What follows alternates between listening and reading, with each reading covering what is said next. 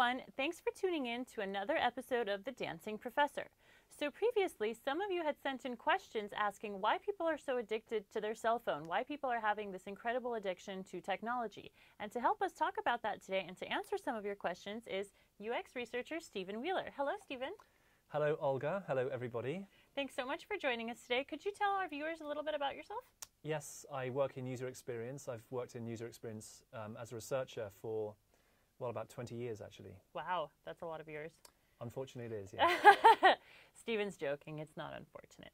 Great. So our viewers actually were very curious about this trend that's happening, this really hot topic about how people are very, very much addicted to their cellular device, right, or to their laptops, their iPads. So we have a variety of different devices that actually we interact with, right, in the realm of technology. But why is it that you go to a restaurant and you see two people that are on a date, you know, or two significant others, you know, in a couple, and each of them are on their own corresponding phone, right? So there's no conversation happening between each other. So why do you think something like that is going on? Well, I don't really know, but it is a phenomenon that you see a lot of, and I don't think it's a very good thing. We live near San Francisco. There are cafes. I went, in fact, just around Christmas time last year, I went to a cafe, a beautiful cafe, and it's beautifully laid out, and everybody was sitting at a table on their own with a laptop open with their headphones on, and there was no atmosphere in the cafe whatsoever. Was it like a business event, or it was just a random cafe? It was a cafe in a kind of hip, young part of San Francisco. And it seems that people go to these cafes to kind of be alone in a crowd, but they cut themselves off. They're on their headphones. They're working on something on their laptops. You know, that's one manifestation of the whole thing. And I think that has a sort of negative social consequence, because you don't want to go to a cafe. I'd like to hear people talking or interacting to make it feel like you're going to a place where there's social interaction going on. Right. That actually reminds me of a funny story. I went into a cafe, but not in San Francisco. I was in Los Angeles the other day, and it was also like in this very organic, vegetarian, vegan kind of a community. And you know how you tend to go to a cafe or a restaurant and you're like, oh, what's the Wi-Fi password, right? Yes. So there's a sign on a chalkboard and it says, we don't have Wi-Fi, talk to each other. Right. You know what I mean? And it was just so interesting, but that was like 1 in a million. So my question to you is, you mentioned that this cafe was in San Francisco, and we know that, you know, Silicon Valley and San Francisco is like the headquarters of technology. Do you feel like that's accurate like throughout the United States or even throughout the world? Well, it's probably becoming that way. I think everything that happens here eventually kind of finds its way elsewhere. I see.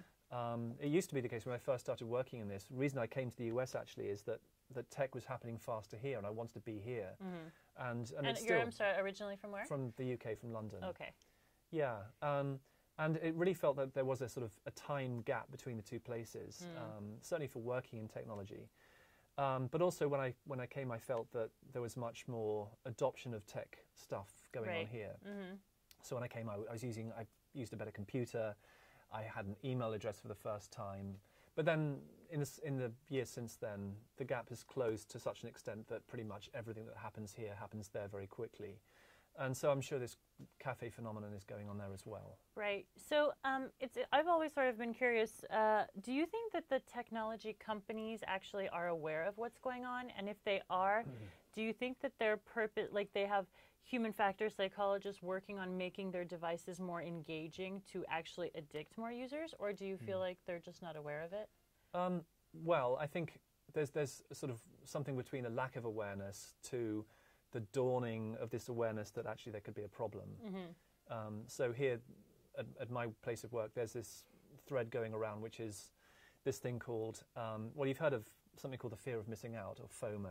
Okay. Well, there's this thread that's going around, which is a kind of discussion thread, but it's about the joys of missing out, which is kind of the opposite, thinking of things from the opposite perspective. So it would be JOMO? JOMO, yes. JOMO instead of FOMO, okay. And what does that entail? Well, I think it's the concept that actually if you can separate yourself from technology, then you can actually engage with the real world and engage with things around you and people around you in a way that's actually more human. Right. So I work in a fairly advanced, you know, forward-thinking company, so I think it's a good thing that we are thinking about it. But I'd say that this is the first time I've started to hear about this stuff in this type of a setting, whereas beforehand I think we were really just all gung-ho about getting technology into the hands of our users without knowing what the consequences were. Exactly. And so then suddenly we have these sort of unintended consequences. So yeah, let's talk a little bit more about these consequences. What kind of consequences are actually occurring? Like why the sudden attention to this topic? Well, I think there's something that is inherently addictive about using technologies, and which was not predicted. I mean, I work in the field of user experience, and the whole idea of that is to make things easy and engaging to use. So I kind of worry that I've contributed to this addiction to an extent. I do think it's important to make things easy to use, but I don't think it's good to make things addictive. Right. Or certainly not to have negative consequences. So I think we have to be mindful of it. Okay. So in terms of these negative consequences, right, when our viewers actually pose this question, I read a lot of articles and a lot of research, saying similar things that you've been saying, and we'll talk about, some more of the negative consequences and trends that are occurring based on statistical data. But none of them really identified the true reason of why the person continuously keeps going back to this device over and over. And so essentially the answer is that technology and the way we feel about it works the same way as the effects of having, like withdrawal symptoms or being addicted to things like drinking, like alcohol, smoking, drugs, and gambling. So what happens essentially when you receive a text message, right, we get excited. But so this excitement translates actually to the neurotransmitter of dopamine being released within the brain. And dopamine makes us feel good. So obviously our brain's reward system, right, is addiction essentially, right? And it's our brain is saying, hey, pay more attention to this or do more of this, like send text messages, right? Interact with people through technology because that makes me feel good. And so what's happening is that once we stop doing that, right, then we start to have the same as like drug addicts would have withdrawal symptoms, right? So I read a study recently where in a corporation, right, the workers were asked to put their phone on Do Not Disturb or airplane mode or something like that for 24 hours. What do you think happened? Well, I think they probably went through some sort of pattern of withdrawal. It was somewhat similar to... So, exactly. So what was interesting was their rates of productivity skyrocketed. Oh, so really? they were much more productive. However, they reported constant feelings of anxiety and loneliness. So imagine you're working in a company, and typically in technology companies, right, we work on large teams. You're not like in isolation, but they still felt lonely because and even if they knew that they would be receiving text messages or emails or whatnot, whether it was personal or work related, they still had this anxiety in the back of their mind, like, what if someone is trying to get a hold of me? What if I need to answer? What if I need to check an update on something? So it actually made people really, really uncomfortable, but it did make them more productive. That's interesting. Yeah, it was very interesting. Yeah. I think there's some other dimensions to this that are worth noting. Yeah. So I think one of them is the influence of social media, which is another dimension to this whole thing. But I think certainly when we're thinking about this concept of JOMO and FOMO, those things. So I think social media has really kind of accentuated the fear of missing out thing. So it looks as if from, when you're on your social media platform, whatever it might be, Instagram or Facebook or something like that, not to sort of denigrate those things at all, but of course. I think that there's this sort of rather exaggerated sense that there's a world going on that perhaps you're not a part of, or you need to be a part of. And if you don't check it periodically, then that's you missing out. Is that? Yes, and worse, that perhaps you're inadequate, or that you're not part of that. So I think that's one of the things that's an additional layer. It's not just it's not the devices necessarily. Right. Although that starts at a very early age. In fact, earlier and earlier, you see babies being kind of appeased with iPads. It feels like to me the iPad is now a device that's almost entirely for parents with small children. Right. No, I agree. But yeah, I think that social media has kind of contributed even more to accelerate this sensation because, I think young people especially feel this pressure to be part of something. Right, that's actually true. Like, what if there was no social media, right? Would this addiction still be consistent? Well, probably. I think there are still some things some phenomena that need to be brought up. So one of them is, you've probably heard of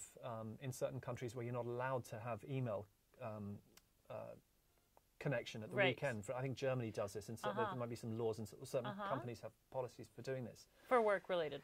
Yeah, and I think Okay. the reason for that is that constant attachment to email, this sort of dependency that you feel, is actually has negative consequences for family life. Right. So when you go home, really you should disconnect, because you need to give your attention to people who need you for a different, really kind of a more important, more fundamental context. Absolutely. Yeah. Yeah, so I think this is, one thing that has happened there is that in certain countries they've actually encouraged the disconnection, the mandatory disconnection from email, and that can only be a good thing. Totally. I don't know how you deal with it, but I like to switch off at the weekend and really have no connection Right. between work and home. I don't like to work at home for that reason, because otherwise it bleeds the distinction between where I am and what I do there. I see. That makes sense. So I think that can help for different things. Yeah, that's a great point. But social media never leaves you, and so it's always there.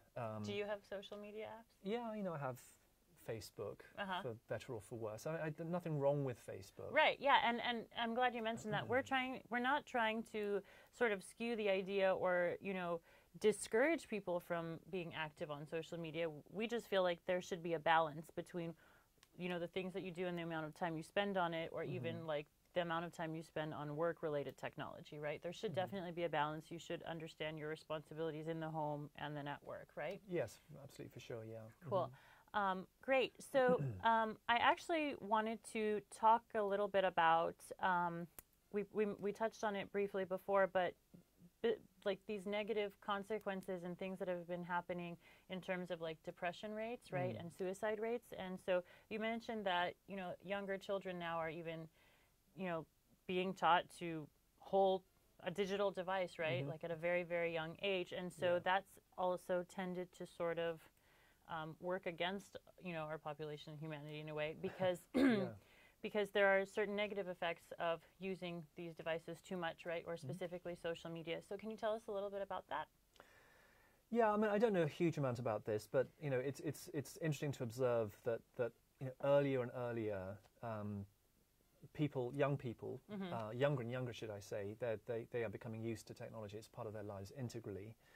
And then, as they grow up, not having the engagement with other things that we grew up with, let's say. I mean, I'm a little bit older than you, in fact, quite considerably older than you, but, so my interaction with the world growing up was really with physical, tangible objects, I suppose. And we had the telephone and TV, but that's really kind of all the technology we had that was a little bit more abstracted. So okay, that's actually a good point. And so even though we're seeing this increase in the use of technology and devices and a decrease in interpersonal communication, which we will definitely get to. But like, what would be your advice for this generation, that's growing up? And when you bring this to their attention, sometimes they're like, "Oh, well, this is all I know. Nobody really taught me anything different. So like, what do you want from me? What am I doing wrong? What am I doing that's out of the ordinary?" So like, what would you how would you recommend to remedy that? Yeah, well, I certainly wouldn't like to give people advice, because I think they've grown up in a different context from how I've grown up.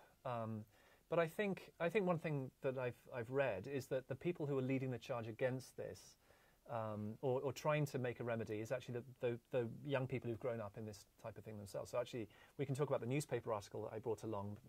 Maybe if it's the time to do it. We definitely, this would be a great time to do it. So I read a newspaper when I can. Oh my God, an actual tangible newspaper, guys. It's not on a device or a screen. Yes, and actually, unironically, the article that I found that was kind of interesting is basically called it's something like The Joys of Analog. And it's all about things like reading the newspaper and reading a physical book. And I thought this was just a very interesting read. I sat and read it in a cafe. It was quite nice. Were you the only one with a newspaper?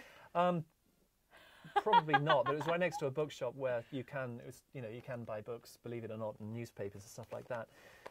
But the author is claiming that it's actually millennials who are leading the charge against this, and they're discovering things like physical books, records, actual physical vinyl records. Right, instead of like streaming music or downloading, right? Because there's so much more to the artifact than just the medium itself. Right. There's a tangible thing, and there's a sleeve and it has a smell to it. And maybe like it's autographed by the artist or something. Yeah. So, you know, I never used to think about this growing up. We used to love it. We used to sit around playing records and sharing records. But, I mean, for example, the way that the Rolling Stones got started, one reason they got started was that one of them, Mick Jagger, was on a railway station with a couple of records under his arm. And the other, Keith Richards, was on the same station, same platform, with some other records, of blues artists or something. And each one recognised the record that was being carried. Oh, the other person. Wow. Yeah. That's amazing. So that's how they... And I'm sure they started talking that way. That's how they got started talking. Absolutely. Exactly, yeah. These days, even if someone was carrying those vinyl records, right, the other person would be so busy staring down at their phone that they wouldn't even notice something like that. Yeah, right? I mean, I suppose that's the obvious thing that could happen. Yeah. Yeah, so, back to the original question, what would I recommend, if you like?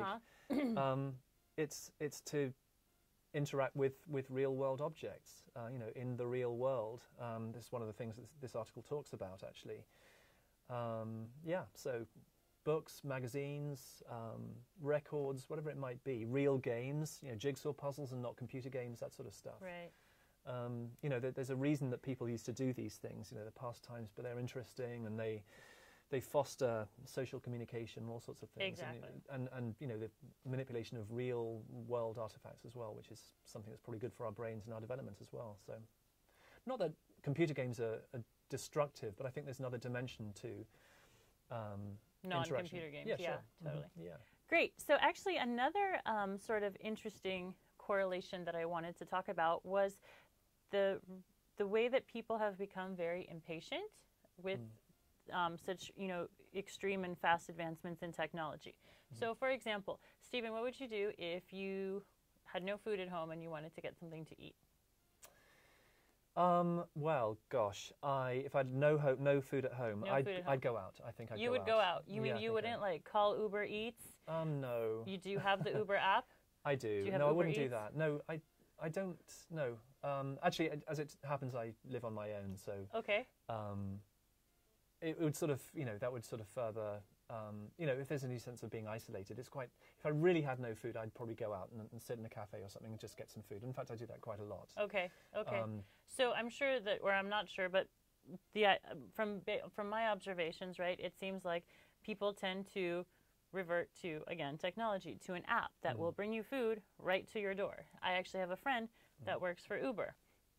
And so he calls me and he was like, this is really ridiculous. Someone just ordered a $4 Subway sandwich and they paid $12 for me to drive it to their house, And I was like, oh, was the person disabled or handicapped? And he was like, no, they were like totally fine. They just took it and they were like, thanks so much. And so I don't know if it's like laziness or the convenience of someone bringing you something, but, or like with watching a movie, right?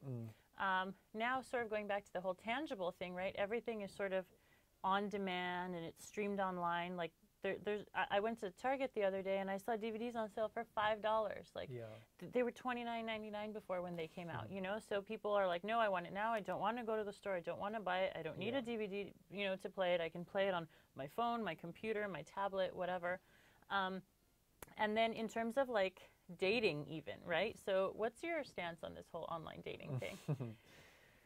Well, I mean, I think it works for some people. Okay. I have to confess, I've done it a couple of times. Really? Yes, but I didn't like it, and the reason I didn't is that there are so many important social cues that you need in order to get to the point of having a first date that are completely missing when you have these sort of social, whatever it is, these dating apps. Right. It's reducing people to effectively picking them out of a catalogue, and I just think that's not a good thing. Right. You write this ridiculous profile about yourself and you read other people's profiles and presumably they're equally ridiculous and they have the best picture of themselves and from like 20 years ago, that they don't even look like anymore, probably. And so it creates this sort of this distorted impression of people, which results in, when you have your first date with somebody, it isn't a proper first date. A proper first date is somebody you've met before and there's a spark and all the rest of it. Right. So I just think I know that some people have met through online dating and good luck to them. I think that's great. But for me, it certainly didn't work because I couldn't create Are the you spark. talking about like dating apps or like those programs like eHarmony where they match you, or Match.com where they match you on certain characteristics and things like that? Or are you talking about like Tinder where it's like, oh, I like you, swipe left, swipe right. I don't know which way you swipe. I don't have it. But Yeah. Well, I think it's even worse because, just the way it reduces people to sort of, left or right. Right. Really. Exactly. But again, it works for some people, and maybe, I'm sure there are certain needs that it perfectly well. Exactly. Okay. But I think for the, if we're talking about dating as, meeting somebody, I think it has created a kind of distorted impression of the ability to do that, because you will meet a lot of people, but there's going to be a vastly increased attrition rate. Right. But I guess it also depends on like what you said, what need they're trying to fulfill, right? So if they're looking for something for like quick fling, right, then maybe that is what they need. But if they're actually looking for like a good, valuable, long-lasting relationship, that might not work out. Yes, but of course I think we live in a society now where it's perhaps increasingly hard to meet people. So maybe they. Good point. Yeah. That is actually a very good point. I agree. And I'm not sure why that's the case, but it seems to be. And well, I mean, I'm a pretty social person, right? And I feel like you are as well, and I feel like we connected, but I feel like sometimes I am trying to be social or friendly, right? But people just completely ignore me, particularly recently, and like and if I look at them, right, because I'm always trying to analyze or understand why, and they're constantly preoccupied with some sort of a device, right? So I feel like all of our advances in technology, right, little by little, they're sort of reducing our interpersonal skills, if you will, right? Yeah. So like you mentioned, right, if you're hungry, you'll go out to eat because it motivates you maybe to meet someone, to talk to someone, right? So you're not bored, or, so you actually, because like you mentioned to me earlier, right, before we started recording, that as humans, we are social creatures. So we have to communicate. We're always looking to do that. It's just that now we're doing it through a screen and like via these superficial almost relationships. Yeah, that's right. But there's also the kind of the interaction with the real world thing, which is, right. If you just have somebody bring you the food, then it's, you haven't done anything, So you can go to the supermarket and actually buy food that you can make into a meal, and that's quite a good thing as well. Right. Totally. Yeah. I'm a bit lazy, so I don't do that as much as I should, but it's quite nice to do that. Yeah, I agree. It's a constructive exercise and all that. So so all of these things that we talked about, they are efficient, right? They're useful. They save time for the user doing like whatever, buying food, watching the movie, et cetera, et cetera. But they're sort of, again, decreasing the whole interpersonal communication. I know that I sit at work next to someone, literally right next to the person, and they will send me an email or a chat message asking me a question, and I'm like, why? I'm sitting right now. Why didn't you just ask me? Right? So I don't know if it's like, oh, this is the trend. People don't really talk to each other. Everything has to be done digitally, so I have to follow this sort of norm. Yeah. I feel I do that because I feel like I'm outside of the norm, and that people will look at me strangely for that. Cool. So the other thing that I wanted to talk about is, why do people actually use use social media or read stuff online instead of going to get a newspaper or something, right? So I don't know if you agree, and you can definitely tell me your opinion, but it seems like when we're bored, or almost not bored, but when we feel like we're not preoccupied with something, that's the time to do it. And like, as sad as it sounds, right? You go to the bathroom, take out your phone. You wake up in the morning, you check your notifications, right? So like, and you can't say that you're bored at that time, but, and again, going back to this whole addiction thing, but it's like when your mind is at rest, you feel like you have to overload it with some sort of stimuli. Yes. So what is your opinion about that? Well, again, I think there's this sort of pressure that's brought just by having the devices, or having connection to email at work, or having connection to social media, that sort of, provides some sort of pressure to do that. Maybe we're more afraid of having spare time than we used to be as a sort of, society.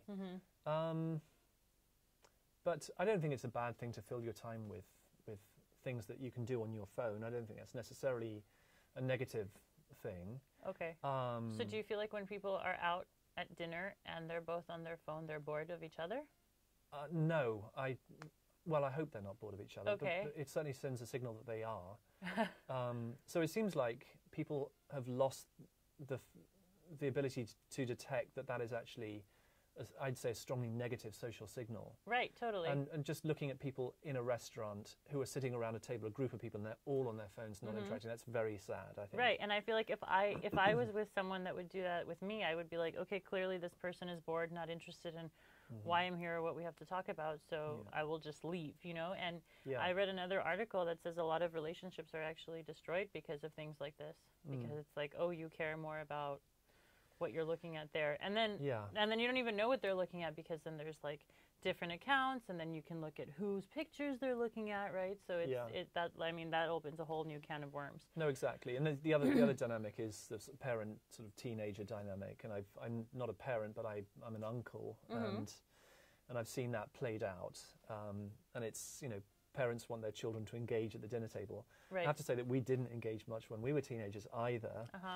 So that hasn't changed, but it's now, you know, what people are engaging with now is, you know, their phones, and it's so much more convenient and easy for them. Right. And so now parents have to have this rule, which is, you know, no phones at the table, and that causes, you know, arguments and stuff like that. So it's just this added pressure. What about in the workplace? What is it with the meetings and the cell phone?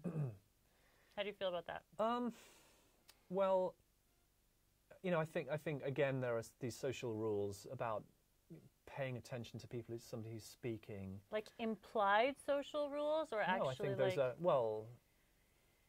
are unspoken human rules about signals of attention, you know, being paid attention. And respect, totally. Yes, exactly. Yes. You were telling me about something that happened with you that was, you know, a negative consequence of making a presentation, and people appeared not to be paying attention. Exactly, right. And quite rightly, you felt bad about it. Right. Yeah. I mean, I felt like I put so much effort into this presentation and stayed up all night, and it was like school all over again.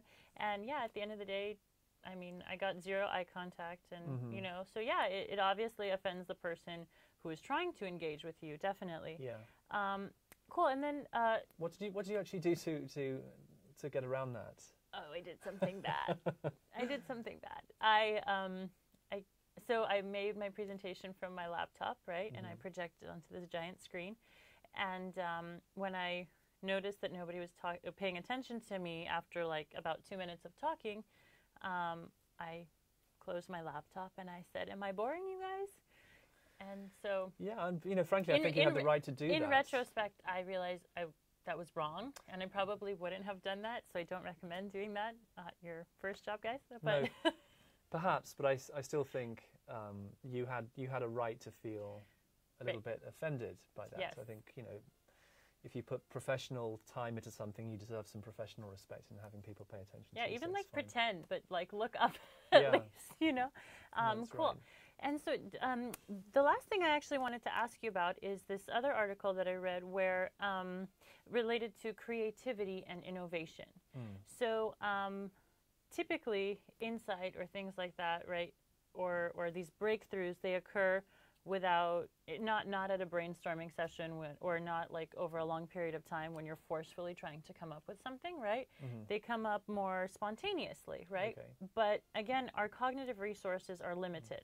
So it's like if the door is closed, nobody can come in, essentially, right? So if you're so preoccupied with your device, or whether, you know, looking at a screen or whatever it is that you're doing, checking notifications, then you don't have that ability to generate a new idea. You don't have the ability when your mind's resources are not being utilized to actually come up with something creative or novel.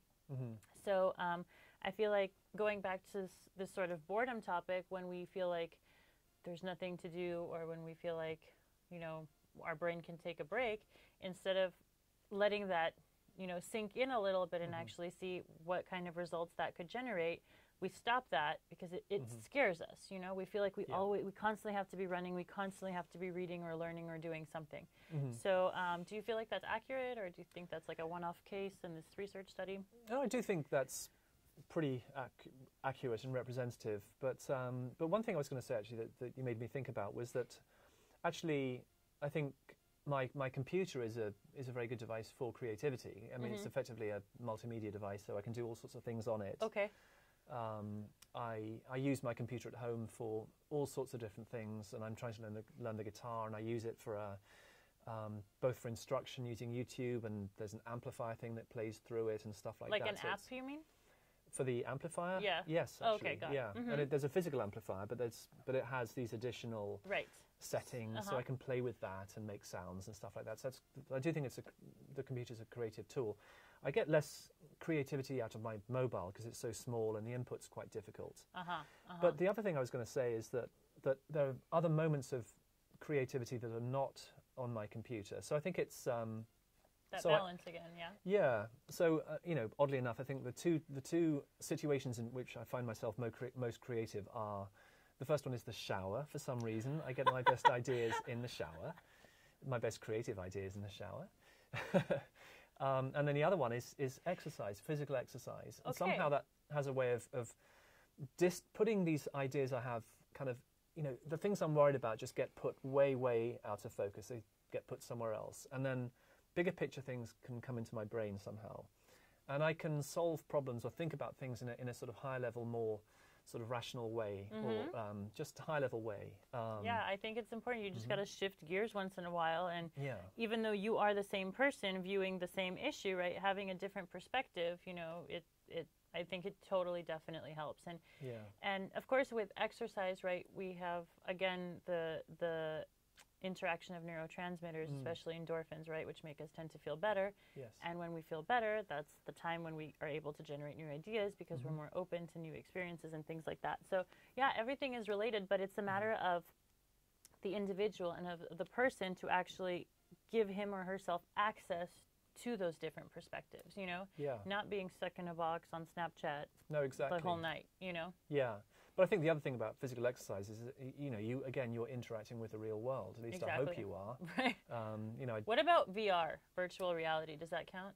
What if it's like virtual reality baseball? Why don't you go and play baseball? Just go to I don't know. I don't know. It's hard to play. I mean, baseball maybe isn't the best example, but do you remember that Wii thing? Yes. And there's sort I of wrote a Wii dissertation bowling on that. and Yes. Just go bowling. Right. Wii ping pong. Play ping pong. Ping pong is so much more interesting. Right. It's you play with another person. And another you love. person. Yes. Exactly. With a physical, three-dimensional space and for the fourth dimension of time and all the rest of it, and the extra dimension of somebody else to talk to. Right. Totally. So thank you, Stephen. That was wonderful. So I hope we sort of answered your question. Again, that question is very broad. It has so many components to it. Some we've touched on, some we haven't. But hopefully that gives you guys a little bit of a better idea, coming from two people that actually work in the industry and things that we observe and things that we actually personal experiences, right, that we've had to come across. So yeah, basically, technology is great and it's helpful and it increases efficiency, decreases the amount of effort it takes to do things, but it's not a substitute for people. It's not a substitute for social interaction. So keep making friends, keep socializing, right? Yes. Yeah, and interacting with the real world. That's right, and interact with the real world. Thanks so much for watching, everybody, and thank you, Stephen, again, for your time. Thanks for having me.